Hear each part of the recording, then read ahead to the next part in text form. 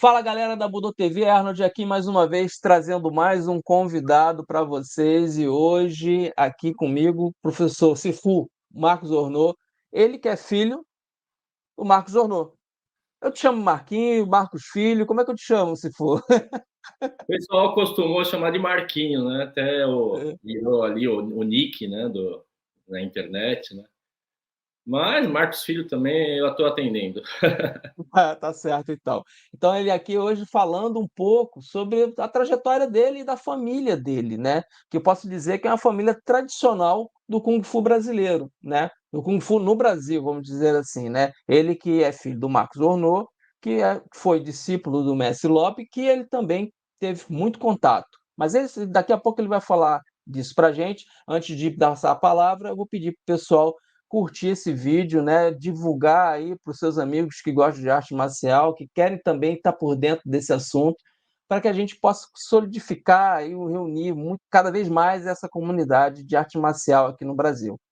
Se for Marcos Ornô, muitíssimo obrigado pela sua participação aqui com a gente, tá? Eu agradeço muito a sua disponibilidade e eu já começo perguntando, apesar de a gente ter uma ideia de como foi, conta um pouquinho para a gente como é que foi o seu início, né, nas artes marciais. Foi dentro de casa já? Foi já com fralda? Como é que foi isso para a gente? Fala aí.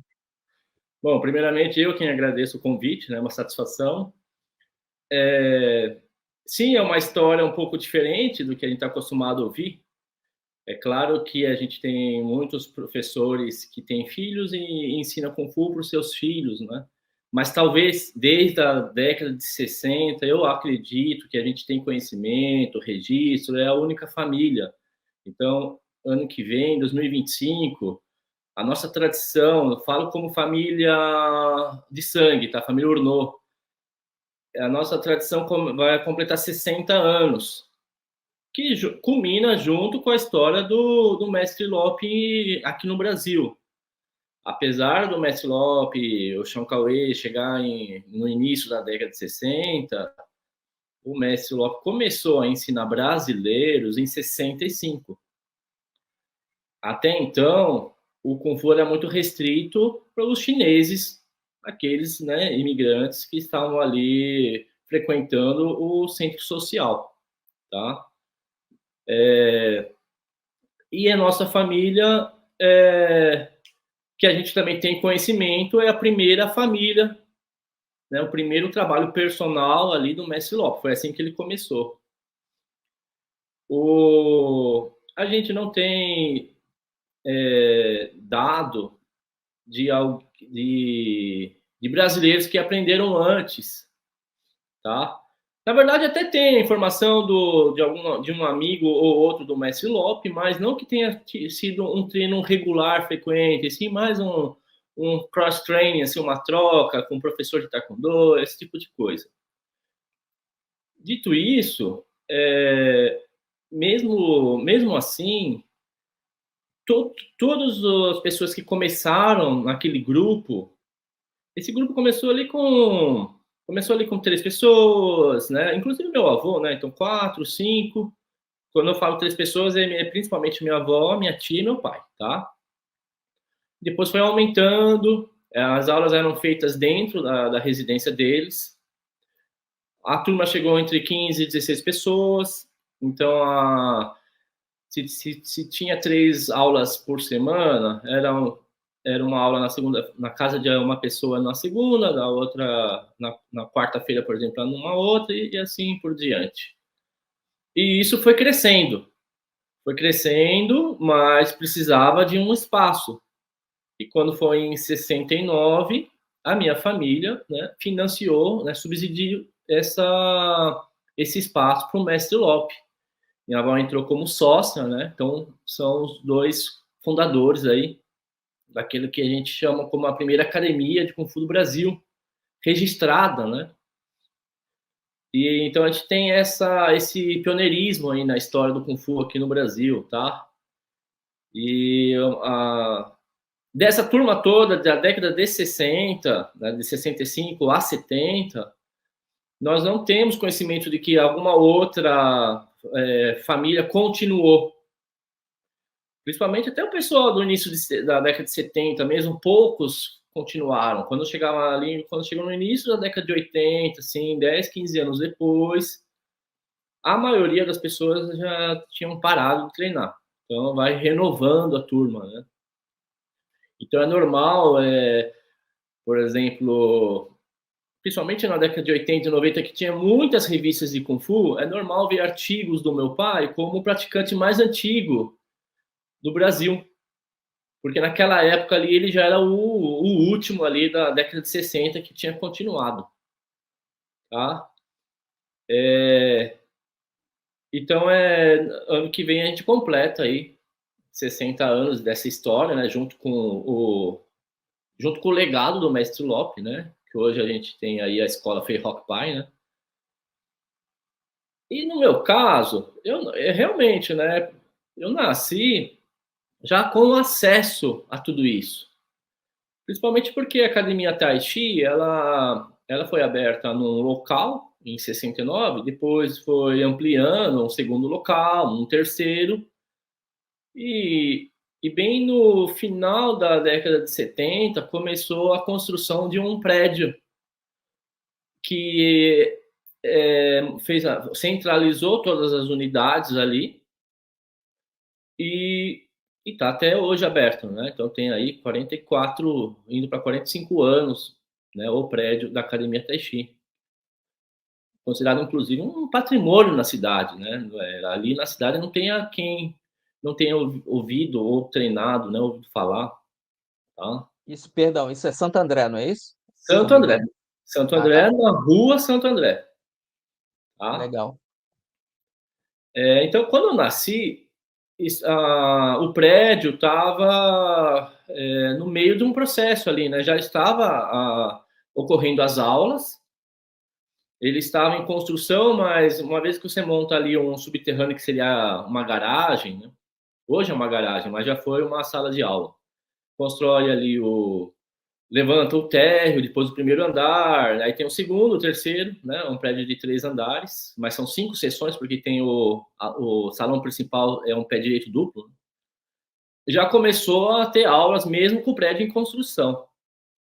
Então, quando eu tinha basicamente 2 anos, que você começa a andar com 1 ano, 2, eu já tenho fotos ali no prédio, né? Inclusive com o Mestre Lopes, e, e nós estamos falando de 1980, né? Eu nasci em 1980, então em 82 já tinha muitos alunos. Então, assim, a arte marcial eu comecei com 6 anos, né? Foi em 87, de 6 para 7 anos, mas o acesso a essa, a essa vida, né? A esse universo, desde que eu nasci, tá? Para mim, assim, enquanto criança, era o que eu tinha como referência. Então, eu nunca. Não era algo diferente, não era algo. É, Analisar o começo do meu Kung Fu, fui analisar depois de adulto, né? Assim que eu comecei a ter outras referências, a conhecer o Kung Fu, outros estilos, assim, seja pela internet ou por amigos, ou por revistas. Então, começar a entender o que era a nossa família, isso foi depois de adolescente. Enquanto você é criança, e a sua única referência, você nasce naquilo, então você não percebe, né? Você não está fora da caixa, né? Foi natural, né? Foi Foi, sendo natural. foi natural, inclusive até a minha relação dos meus irmãos com o Mestre Lopes, da qual a gente chamava de tio. Ele era um padrinho nosso. Apesar de avô marcial, a gente não chamava de avô, tá? Então a gente chamava ele de tio. E a nossa relação com ele foi muito similar a isso mesmo, a crianças que têm um padrinho, né, um tio muito presente, inclusive, porque enquanto ele era muito muito amigo da minha avó, né, sócios, então então ele era da família, apesar de, né, mais velho até que meu pai, né, Então ele realmente tinha uma idade para ser o nosso avô, mas a gente tinha avô também, né? Mas ele era da família. Então a gente viajava junto, passava férias na praia junto com ele. Então não tinha nada diferente assim, né, do que uma família tem ali com um parente muito próximo. Às vezes as pessoas perguntam, né, como é que era. E o que eu falo, na verdade, é que era muito comum, né, muito natural, assim, relação de parentesco, né. A gente foi saber depois, né, que ele não era nosso tio de sangue, mas até então, né, era tio ali de consideração, né. Então, apesar da gente ter começado na própria academia Tai Chi, o Kung Fu,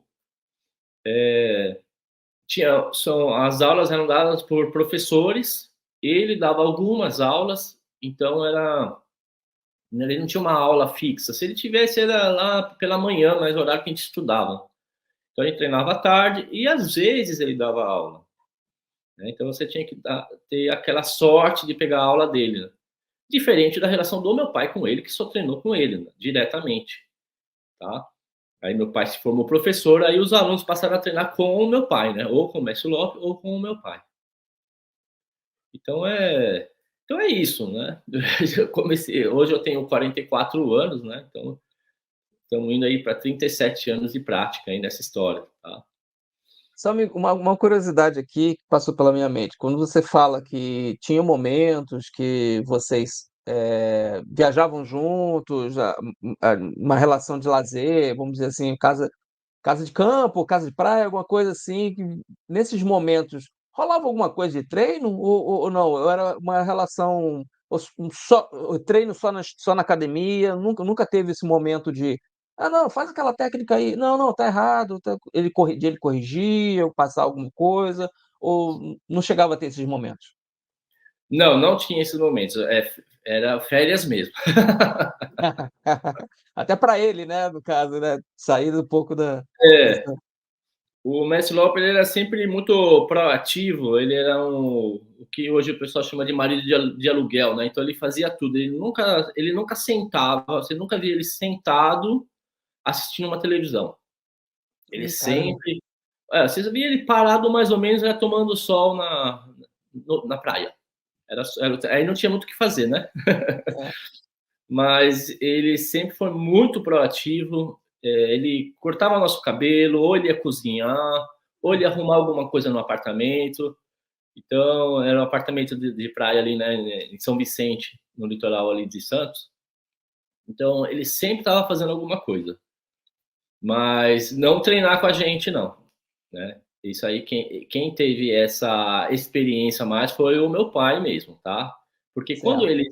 quando ele conheceu a minha avó, o meu pai também tinha a mesma idade, 6 anos. Hum.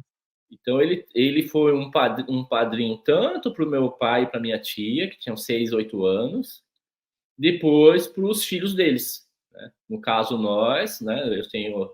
Meu pai teve 4 filhos e a minha tia teve um. Então ele sempre foi uma pessoa que gostava muito de criança. E não é só gostar, é aquele, sabe, aquele tio atencioso que senta para brincar, que presenteia. Ele era sempre assim, o tio que toda criança gosta, vamos dizer assim, né? Aquele que como é que é? Que dá faz estraga a criança, né, vamos dizer assim, né, aquele que vai Também, também, porque, olha, vou falar que eu tenho na minha memória que ele. Tô falando na 1984, 85, a gente lá com 5, 6 anos, chegava lá para tomar um café lá em casa. Ele, ele acho que não, eu não lembro direito, mas eu lembro de comer açúcar branco, que hoje o pessoal, né, incrimina tudo. E ele falava, né, para ele incentivava a gente a comer açúcar, colher de açúcar. Se meus pais Caramba, vissem aquilo, meu pai, que já era super, né, natural naquela época, eu acho que ia dar discussão ali, né? legal, legal. Agora já falando do seu pai, como é que era, essa questão do treinamento com seu pai, né? Aí eu não estou falando da relação pai-filho, eu estou falando da relação aluno-professor, né? Você sentia diferença entre o tratamento entre os outros alunos, para você e seu irmão? Como é que era isso? Tinha diferença, sim, só que não era é o que o pessoal geralmente imagina, né? Facilidade era para pior. A cobrança era maior. Nós estamos falando também aí, né, na década de 80, 90, onde as coisas eram diferentes um pouco, né? Era. Quando eu fiz, no 1990, 10 anos, a gente começou a treinar com meu pai. Então, eu treinei lá na academia do Mestre Lopes, na academia Tai Chi, dos 6 aos 10 anos. Por que não comecei com meu pai? Porque meu pai tinha academia em São Paulo, né, na capital. Nós, em Hum, Santo André, na nossa logística de chegar da escola, e quem ia buscar a gente era a minha avó, né, levava a gente para a academia e depois trazia de volta. Então, meu pai chegava só à noite em casa. Só que em 1990, meu pai abriu uma academia em Santo André também. E aí a gente teve aí a chance de treinar direto com meu pai. Então a parte introdutória foi ali na academia Tai Chi. Depois, com 10 anos, com meu pai. A gente percebeu bem a diferença. Percebeu bem a diferença. Principalmente porque junta dois, no caso, naquela época, três irmãos, começa aquela bagunça, né? E aí meu pai, ele não tinha essa distinção, né? Até porque naquela época onde o ambiente era mais militar, né? Então todo mundo sobrava broncas assim, sobrava para todo mundo, né? Principalmente para gente, né? Então era uma bronca não só de mestre para discípulo, mas também como de pai para filho. Então era muito comum a gente ficar de castigo, né? Ficar uma hora no Mapu, né? Aliás, ficar a aula inteira no Mapu. Então a nossa perna tremia, se a gente levantava, fazia a flexão, depois voltava para. A gente até gostava de fazer a flexão porque descansava um pouco, né? O Mapu tem uma hora que você, você prefere fazer a flexão, né? Então tinha muito disso, né? Da gente ficar, né? A gente soube depois que isso era comum também com o meu pai, né? Então ele também, enquanto criança, também ficou muito de castigo, né? O mestre Lopes colocou ele muito de Mapu no canto ali. Então, basicamente é isso, né? Em resumo, é isso. pô, bacana, para o pessoal ter a noção de como é que era os anos 80, né? Tinha muito isso, né? O Kung Fu dos anos 80. Acho que não só o Kung Fu, a arte marcial de geral dos anos 80 herda muito essa característica militar, Sim, né? Um sistema muito mais rígido, muito mais inflexível. A coisa, você entrava numa postura dentro do salão e tinha que permanecer aquela postura até a hora de saída, não tinha muita brincadeira, não tinha muita diversão, vamos dizer assim, né, dentro do tatame. Mas aí, mantendo essa cronologia, o seu pai monta uma escola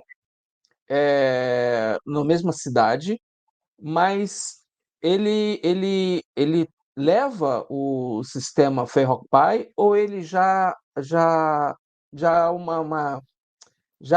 leva o seu próprio método, né? No caso, o Hungar, né? Da família estilo Hungar, né? Que ele hoje é dedicado, não é isso? Vocês são isso. dedicados hoje. Já essa cisão ou ele leva também o Ferropai?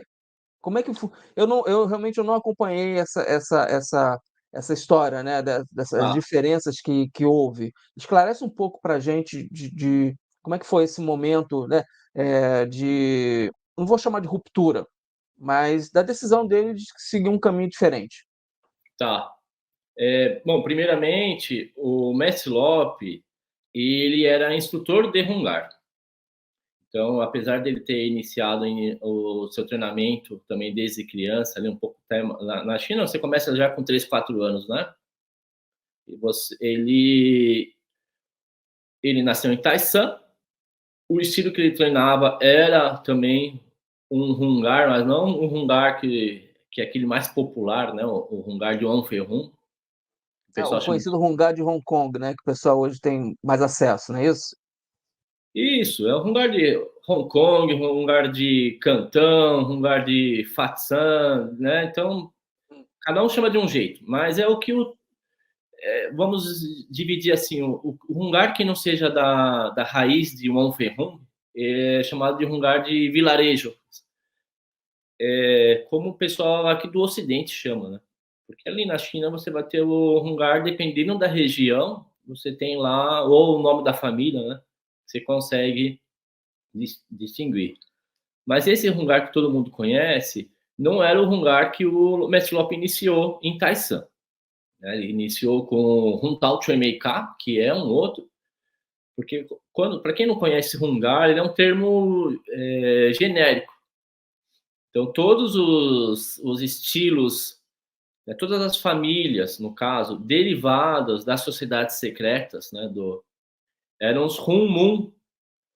Então, você tem ali o Hungar como nome de todas essas filiais, né? De todas essas derivações. Porque Hung, apesar de ser um nome que foi em homenagem ao imperador, se você pegar o ideograma, ele faz referência a algo muito grande, né? Imenso. Algo imensidão. Então, como K, né, Gar, ou K, família, então fica assim, uma grande família, o significado. Então, para distinguir uma derivação da outra, aí era colocado os nomes das famílias. No caso da família Wong, não ficou o sobrenome deles, né? Wong K, que seria. Que continuou Hong K, e é o que foi mais disseminado em todo o mundo. E a partir dessas derivações, a gente vai surgindo algumas outras fusões, alguns outros nomes. Né? Então, Huntar Chomika, ele é um tipo de Hungar. O Mestre Locke, ele treinou esse estilo, e quando ele mudou para Hong Kong em 49, né, que houve toda aquela mudança de milhões de chineses ou iam para Taiwan ou iam para Hong Kong, em 49 que inicia ali, né, a era Mao Tse Tung, ele começa a treinar o outro Hungar, tá? Um Hungar aí o mais convencional, é que todo mundo conhece, em Hong Kong. Então ele passa 10 anos treinando o Hungar em Hong Kong. Treinou também o estilo Moká. Então ele tem aí algumas experiências. Quando ele chega no Brasil, ele ensina Kung Fu. Inclusive o nome do grupo, o primeiro grupo, que é esse que eu contei aí, que inicia ali na casa da minha avó, não tinha um nome. Ele chamou de Academia de Kung Fu. Não tinha um nome, uma academia, né? Não tinha um nome ou grupo. E também não tinha nome ou estilo.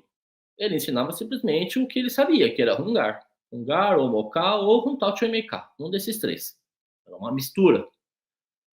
Então o nome Fei Hok Pai é um nome que veio quase 10 anos depois.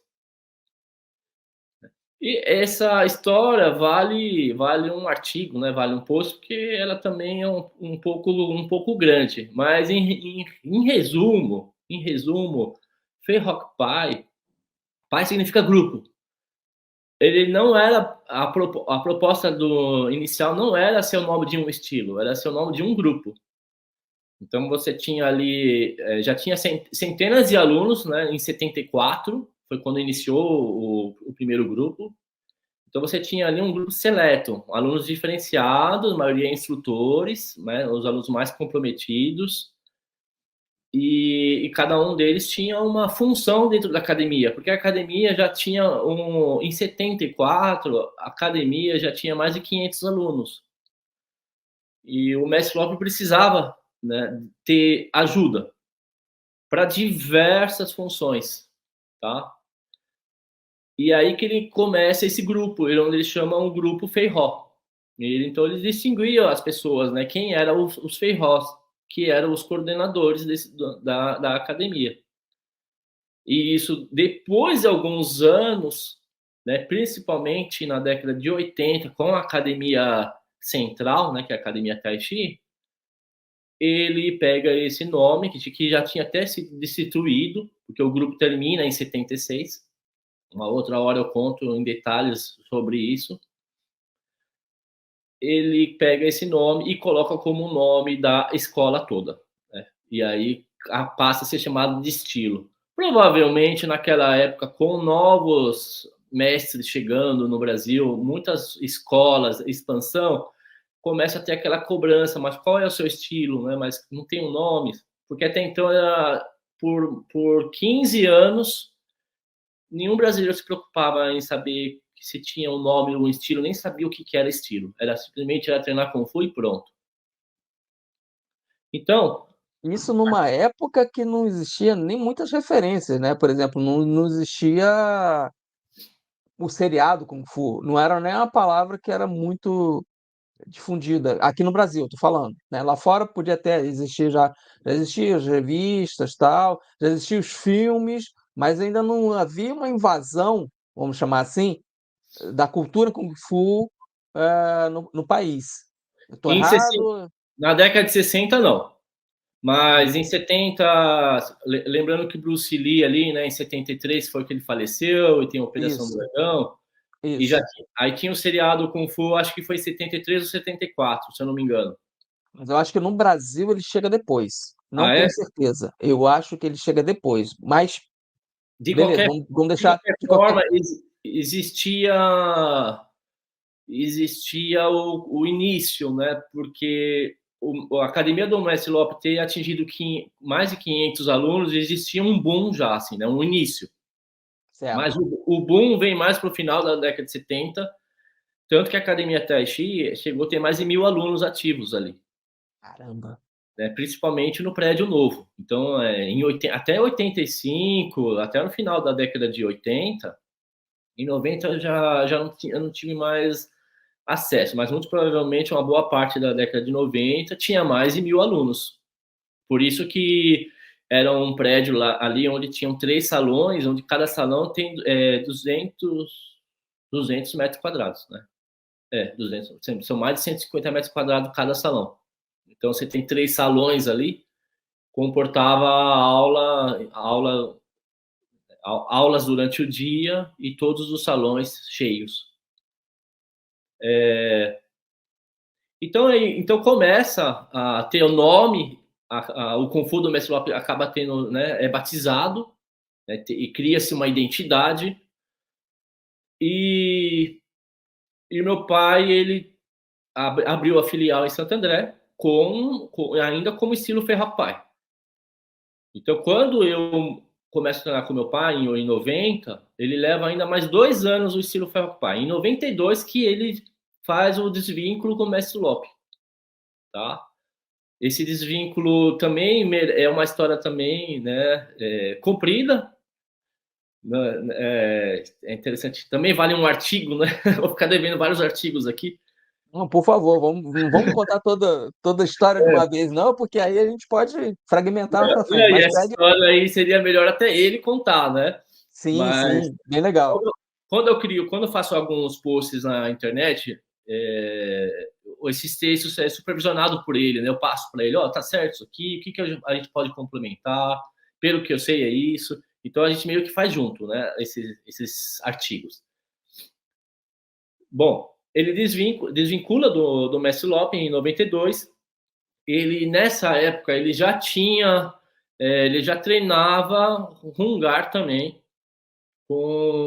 ele já tinha acesso a outros professores ou mestres de Hungar através de cross training mesmo, né? Então ele já tinha treinado. Quando eu falo cross training, não é uma aula personal, às vezes é 1 ano, 2 anos com mestre X, mestre Y. Então ele desvincula do mestre Lope. Como ele já tinha toda uma bagagem de Hungar pelo próprio mestre Lope, ele começa a sistematizar o próprio currículo. Basicamente é isso, né? Então, pegar as formas do mestre Lope, as formas de outro professor ou de outro mestre e juntar tudo. Basicamente é isso. Ah, legal. Bom, e aí você, obviamente, junto com seu pai, começa essa trajetória de tanto de aprender como começar a auxiliar também nas aulas, eu acredito, né. Como que há para você quais são os momentos, vamos dizer assim, onde você se vê como, não vou chamar profissional do kung fu, mas se vê nesse caminho? Tipo assim: "Isso aqui é uma coisa que eu vou levar para minha vida". Teve esses momentos? Teve essas co essa noção, assim: "Ó, não vou para outro caminho, eu tenho que ir por aqui". Teve momentos sim. Eu e meu irmão, a gente começa a auxiliar ali na academia, mas no meio da década de 90. Né? Então, quando a gente se torna adolescente, 15, 16 anos, inclusive a gente inicia uma aula só para crianças, né, no período da tarde, enquanto meu pai dava aula à noite. Então a gente era ali instrutores, né, o que hoje a gente chama de faixa marrom, né? Naquela época não tinha ainda essa coisa de trocar de faixa, né? Então lá no Mestre Lopes a gente sempre foi faixa vermelha, ou era faixa vermelha ou virava preta. Meu pai pegou uma época ainda que nem a faixa vermelha existia, né? Se treinava sem faixa. Então, quando foi em 99, eu 18 para 19 anos, que eu terminei o colégio, aí antes de. Aí chega aquele momento, vai fazer uma faculdade, mas eu acabei entrando no quartel. Aí o quartel lá em Santo André, ele é meio período, e nessa mesma época, o meu pai conseguiu um emprego para mim na Confederação Brasileira de Kickboxing, que era o mesmo escritório da Federação Paulista, que era ali que tinha como presidente ali na confederação o Paulo Zorello, do kickboxing. Então, com 18 anos, eu começo a trabalhar na confederação.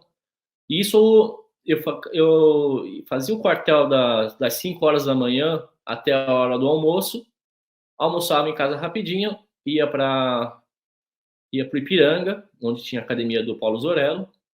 Aí o escritório ficava atrás da academia, então eu trabalhava a tarde inteira no escritório, e à noite eu ia para Santana, na Zona Norte de São Paulo, e trabalhava, desenvolvia um grupo. Fiz isso durante um ano.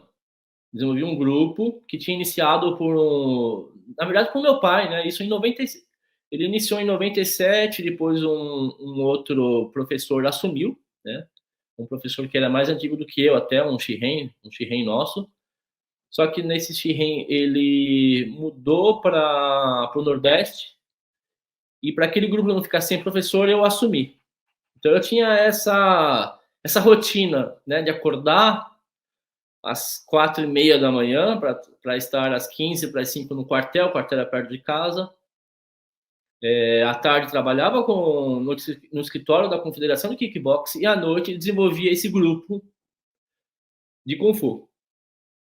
Aí pegava ônibus, metrô, trem, chegava, né, depois da meia-noite em casa para acordar às 4:30, né? Então a gente tinha que aproveitar a juventude, né? Mas eu fiz isso durante um ano, até que eu passei isso para o meu irmão.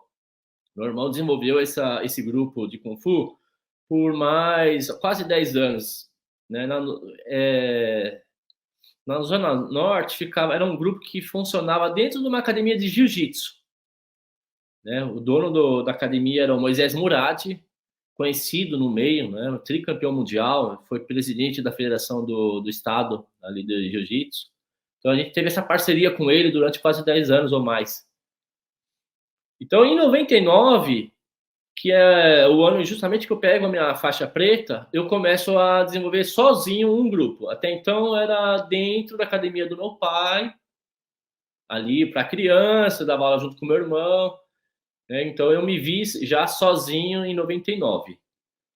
Eu mudo a minha área, eu começo a trabalhar com internet, era o início da internet, né?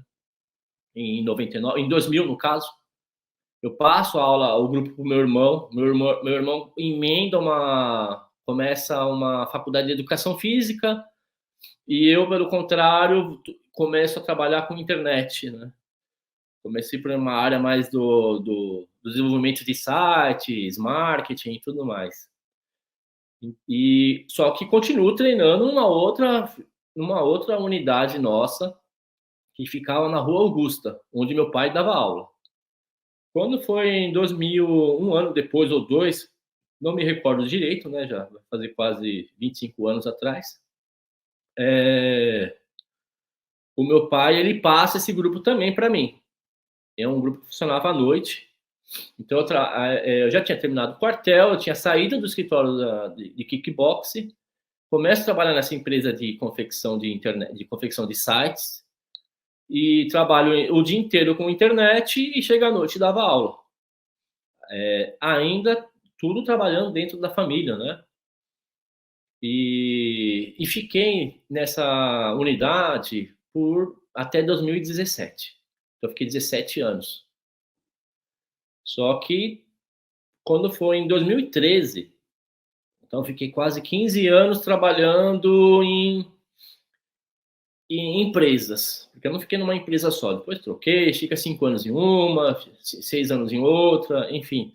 E eu saio desse mundo corporativo, né, onde eu já tinha feito faculdade de marketing, já tinha me especializado nessa área, né, foi uma parte, saí um pouco da área de criação, foi um pouco para uma parte mais da inteligência do mercado, essa parte aí que envolve aí esse, esse aspecto aí.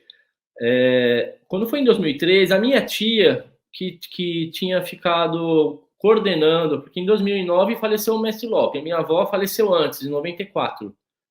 Quem cuidou em 2009, quem ficou sozinha na academia foi minha tia, na academia Tai Chi em Santo André. Quando surge em 2012, ela começa a hemodiálise, ela fica doente. Tanto que ela faleceu ali no final do ano agora, né? No final do ano agora, em 2023. Né? Então, ela levou mais 10 anos aí de hemodiálise. Então, em 2012, né? Em 2013, eu vou para a Academia Tai Chi para ajudá-la a coordenar. Então, eu me despeço do mundo corporativo e passo a ficar o dia inteiro numa academia de Kung Fu. É claro que ali as minhas responsabilidades eram outras, né? Era operacional, financeiro, marketing, administrativo, era cuidar da academia ali. É ainda, né, um prédio ali com cinco seções, né? São 3 andares, demanda bastante manutenção, coordenar as aulas, enfim. Então, dar aula ali acontecia às vezes, mas não era minha responsabilidade. Até porque eu cuidava da academia de manhã, tarde e noite, e 3 vezes na semana eu deixava um funcionário ali cuidando da academia e ia dar aula na Rua Augusta. Aí fiquei fazendo isso durante 4 anos, né? Até que eu fechei ali o grupo da Augusta e fiquei sozinho, fiquei só na Academia Tai Chi. Então, talvez esses 5 anos que eu fiquei ali coordenando a Academia Tai Chi e a minha tia foi ficando cada vez mais debilitada, né? Foi um processo aí, né, de 10 anos, onde ela basicamente envelheceu 20, 30 anos, né? Quando a pessoa não tem um rim e o outro não funciona, né? Então, o tempo fica curto, né? Mas, enfim, eu tive esses 5 anos aí diários de Kung Fu, em todos os seus aspectos. Apesar de não ser a família do Tigre, que é o método do meu pai, e ser a família Ferroc Pai, a gente nunca fez a distinção entre uma família e outra, era como famílias irmãs ou famílias primas, não sei dizer. Mas nós da família Urnô, como sempre, né, teve essa sociedade com o Mestre Lope e esse vínculo com a Academia Tai Chi, né? Porque a gente coordenou, a nossa família coordenou essa academia por quase 60 anos, mais de 50 anos, né? 55 anos. Então era mais A gente não separava. Separava o Kung Fu como arte marcial, método de técnica, currículo. Mas, de resto, era sempre chamamos de nossa academia, né? Porque meu pai desvinculou, mas a minha tia não, né? Minha tia continuou ali. Aí, em 2018, eu mudo para Curitiba e abro a academia aqui, reinicio um grupo do zero de novo, né? E aí começa uma outra história. Então, Enfrentamos pandemia, né? Quase zeramos alunos de novo. Aí, então, estamos aqui em 2024, então faz 2, 3 anos que a gente basicamente reinicia o grupo. É e isso. como é que tá a estrutura hoje, né? Acredito que o vínculo com seu pai seja mantido e todo mundo debaixo do mesmo currículo. Como é que funciona isso? Exato. É o mesmo currículo, com certeza. Aqui a gente coloca como uma unidade da família do Tigre, né? A minha unidade aqui chama Tigre de Diamante. Tem outras unidades em Curitiba. Na verdade, a gente desenvolvia Curitiba aqui já faz mais de 20 anos, Uhum, que foi levado a representação da nossa escola por outro professor, né, uhum. o professor Douglas. Ele iniciou o Kung Fu aqui em 2001, 2000 ou 2001, algo assim. Então, quando eu chego aqui, já tinham 3 unidades. Aí eu reinicio a minha, então eu tenho o suporte aí desses outros professores, né? Então a família já tem um nome aqui na cidade, né? Um nome e uma história, né? Ah, legal. Mas seu pai hoje, ele continua ensinando ou ele Continua tá ensinando. afastado? Não, ele continua ensinando. Ele de fato vai completar 60 anos de Kung Fu sem parar, né? Ininterruptos. Bacana. Ele, além de ele treinar sozinho, né? Coisa que nem todo mundo faz, né? O pessoal gosta de ir para academia, né? Mas a gente é de uma época que a gente gosta de treinar sozinho também, porque eu me vejo também, né? Hoje eu me vejo, eu tenho que treinar sozinho também. Porque, por exemplo, hoje o acesso ao meu pai, né, ou ao meu irmão, ele diminuiu muito pela distância, né? São quase 500 quilômetros aí. Então, das vezes que eu vou para Santo André, eu treino com eles. Mas dentro das aulas, eu tenho que ensinar os alunos novos, né? Então você acaba não. E eu acabo treinando junto, é sempre é necessário, né? Você treinar junto, até para manter.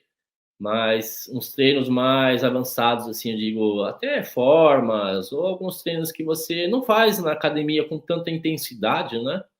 Eu faço em casa. Então a gente Legal. entende. O meu pai ele dá aula hoje ele não tem uma academia onde ele dá aula para alunos novos. Ele não ele não desenvolve mais o aluno desde o início ali. Ele desenvolve só os alunos avançados. Então a gente faz os encontros dos alunos avançados e ele desenvolve essas aulas aos alunos. Entendi.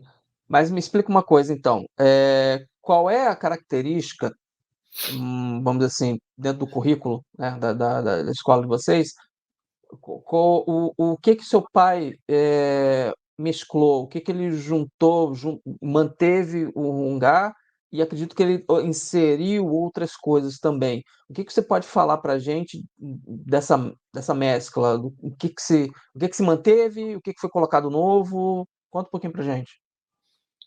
O, olha, o novo aí, a análise é muito sutil, porque o novo vem de É, uma visão, de um ponto de vista da exato. experiência do meu pai, porque no início da década de 80, ele começa a treinar kickboxing com Paulo Zorella. E ele treinou por mais de 15 anos. Ele se formou segundo Dan, inclusive. E então, quando ele vai para Santo André, ele abre não só uma turma de Kung Fu, como também uma turma de kickboxing. E a turma de kickboxing é totalmente voltada para campeonato. Então ele acaba focando na luta. E E para quem é dessa época vai lembrar bem que na década de 80 existe um boom também, né, dos torneios de full contact. E ainda não existiam as associações a Federação de Kung Fu. A Federação de Kung Fu inicia na década de 90. Então, na década de 80, quem do Kung Fu quisesse lutar, tinha que lutar ou full contact ou alguns torneios de Kung Fu menores ali, mas acontecia mais na capital, né, os torneios. Ali o pessoal ali do próprio Amaral ali, o pessoal ali da quem já estava desenvolvendo o Kung Fu em São Paulo, né? Eles organizavam esses torneios pela Associação de Pugilismo, então não tinha aquela coisa ainda de campeonato de Cati, por exemplo, não tinha nada disso na década de 80. E o brasileiro, que sempre gostou muito de lutar desde o início, eu acho que até que gosta mais de lutar que os próprios chineses, a década de 80 foi basicamente isso, né? Lutar kickboxing, né? Lutar full contact na época. Para quem era do Kung Fu e experimentou isso, eu acho que passa a sentir um pouco carência dentro das aulas de Kung Fu. Porque apesar do Kung Fu ter sido desenvolvido em épocas de guerra e ser desenvolvido 100% para guerra, depois ele começa a tomar caminhos diferentes, né? Ele começa a criação de escolas onde você treina para a saúde, para o fortalecimento do corpo, então começa a ter outros viés na metodologia, apesar da finalidade ser marcial, mas existe viés artístico, então existem outras direções onde vai depender de cada professor deixar focar no combate ou não. E o Kung Fu no início desse século, no século passado, no caso, né, no século XX, na China ele acaba, principalmente ali depois com a República Popular, ele fica algo muito para como as pessoas começam a levar para como hobby, não só como se antigamente você desenvolve para guerra, então você só tem praticantes, soldados, né? Ou revolucionários, enfim, guerrilheiros. E depois isso muda. Você começa a treinar como hobby, então para saúde, para fortalecimento e também para defesa pessoal. O meu pai sentiu um pouco essa diferença no próprio Ferroc Pai, depois de 20, 30 anos, que ele treinou 27 anos, né, com o Mestre Lop.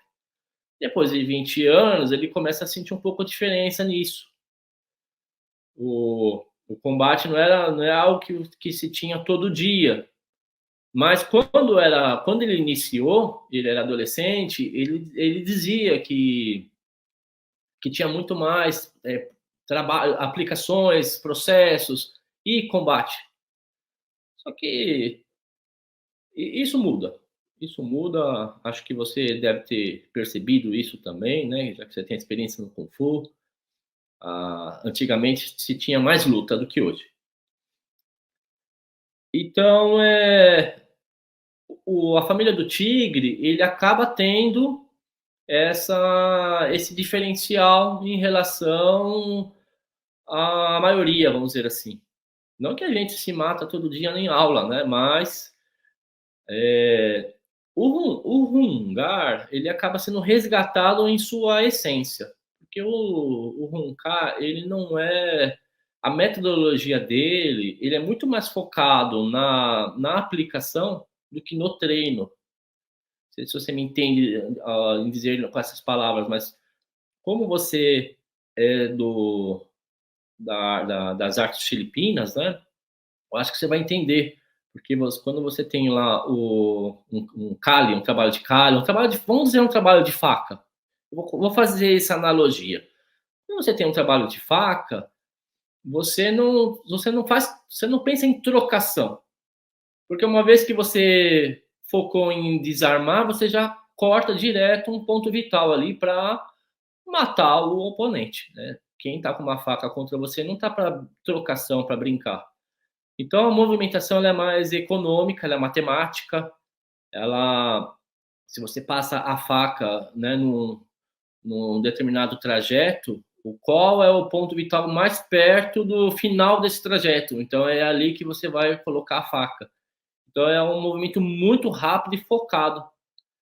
E se você levar isso para a arte marcial, o que é muito interessante, aliás, eu aconselho, né, a todos fazerem trabalho com faca, porque isso melhora o seu Kung Fu. Se você leva isso para um trabalho de Kung Fu, você fica mais focado, mais objetivo. E não tem nada a ver com uma luta de ringue, por exemplo, onde você vai ficar 3 rounds de 1 minuto e meio lutando, onde você se especializa em trocação. Então, o Kung Fu, a metodologia dele não é criada para ficar dentro do ringue. A metodologia dele é tão focada quanto uma faca. Então, a partir do momento que você entrou numa defesa, você já tem que buscar um ponto vital, né? Acabar com aquela briga, vamos dizer assim, em segundos. E a metodologia do Hungary, em sua essência, ele já é dessa forma. O pessoal fala assim, né, que o Hungary ele tem uma característica, é a base firme, ou as pontes firmes, né? Quando eu falo em pontes, é a conexão do braço, né? Só que, se a gente pensar bem, essa questão de base firme, a maioria do Kung Fu trabalha base firme, né? É um pouco diferente, talvez o louvo a Deus, mas eu acho que até por conta dos filmes acabou ficando essa característica. Aí um dia alguém escreveu que o Hungar tem a sua característica principal, a base firme, mas não é bem assim. Não que a base não seja firme e não seja importante. É importante, mas não é a principal característica. Tá? Então, o que é mais interessante ainda que a própria base são as pontes. Então, quando você coloca uma defesa ou abre, você coloca uma defesa agressiva, ou quando você abre a guarda de um adversário, você já esmaga a guarda do adversário. Então você já esmaga e já entra direto com um soco que é para acabar com a história. Então a gente desenvolve essa força. O Hungar, bom, você já treinou Hungar, você sabe, ele treina muito Qigong, o Qigong hard, né? No caso que a gente chama de Gong, né? O rígido. E a gente desenvolve isso, assim como a gente bate muito o braço, vamos dizer assim, né? Ou desenvolve exercícios para fortalecer o braço, né? Que seria desenvolver as pontes. A gente chama de braços de ferro, né? Então a gente desenvolve através de exercícios de fortalecimento de músculo, osso e pele, mas através do Qigong a gente desenvolve o tendão, né? As articulações. Então o braço vai ficando cada vez mais denso para a gente colocar aquela ponte, né, aquele golpe no adversário, e ele quer conseguir segurar o primeiro golpe. Então ele é muito focado nisso. E a gente sempre buscou esse trabalho de resolver a situação de forma objetiva. Então eu posso dizer que o principal diferencial da nossa família é o trabalho de aplicativo. O que o meu pai sempre gostou muito de fazer é de pegar a forma e explorar a técnica no máximo de aplicação possível. Esmiuçar cada movimento, trabalhar suas variações e principalmente desenvolver exercícios que fortalecem aquela técnica para quando a gente for aplicar, tá pronto ali. Isso acaba o objetivo do meu pai, ele até coloca como sonho, é ver os alunos deles lutando Hunká. Porque hoje você mesmo muitos praticantes de Hunká, quando vai lutar, luta boxe chinês, né? E a gente particularmente não gosta disso. A gente gosta de desenvolver nos alunos a própria luta que ele aprende dentro da aula e luta no ambiente de aula e assim por diante, né? Manter essa estrutura. Entendi. Então é mais conseguir aplicar em luta aquilo que se treinou fora dela, Exato, mais ou menos assim, né? Isso exato. é interessante porque realmente, eh, existem muitas críticas ao Kung Fu que é praticado no Brasil hoje em dia, que é justamente isso, as pessoas não lutam o que treinam, Exato. né? Elas não conseguem expressar no seu combate aquilo que treinam. Óbvio que tá ali um condicionamento físico, tal, mas para ela subir num ringue, vamos chamar assim, ou se livrar de uma situação real, elas têm que se adaptarem a outras coisas, né? Sim, A, como acontecia antigamente, as pessoas queriam lutar, elas iam procurar outra coisa para complementar, né? Elas não se sentiam é, é, não se sentiam seguras aplicando aquilo que treinavam, mas por falta disso, justamente desse refinamento, desse entendimento de como as coisas funcionam, né? sim. E eu fico muito feliz em escutar isso, porque eu não estou sozinho, né, nessa percepção. Tem uma galera que eu já escutei falando, são poucas pessoas, óbvio, são poucas pessoas, mas tem esse sentimento. E é por isso um dos motivos até que as pessoas mudam de estilo, Sim, não ficam satisfeitas. Pô, mas eu tô treinando isso aqui, mas eu não consigo colocar na hora de treinar. É jab direto, gancho, chute, tá? Então fica um pouco, as pessoas ficam um pouco insatisfeitas. Tá faltando alguma coisa que linke, né? Fica faltando algum pedaço desse quebra-cabeça.